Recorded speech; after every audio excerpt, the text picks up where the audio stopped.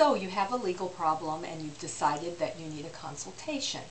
You'll want to make the most of your consultation, so here's some tips to help you do that. First of all, make sure that you get together the documents that you might need in order to present your story to the attorney.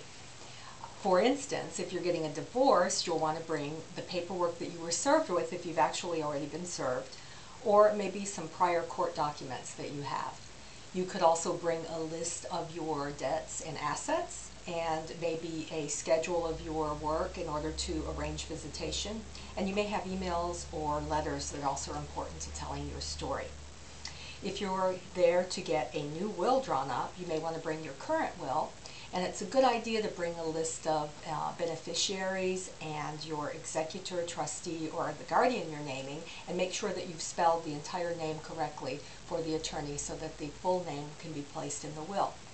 Of course, if you've been sued, you should always bring that paperwork with you, a complete copy of everything you were served with when you were sued. And make sure that you get into an attorney right away, because there are only a particular amount of time that you have to answer that suit under the law. The second thing that you can do to make the most of your consultation is to make sure that you know your goals. The attorney may ask you, what's the best case scenario that you see from this situation? And will want to know where you want to go with your case. You also should have a list, at least in your head, of your questions, even if you don't write them out, so that once you get there, you don't forget in the excitement of telling your story to ask some things that were very important to you to know. There really are 4 goals to the consult. The first is to make sure that you understand the legal process and what will happen or what might happen in your case.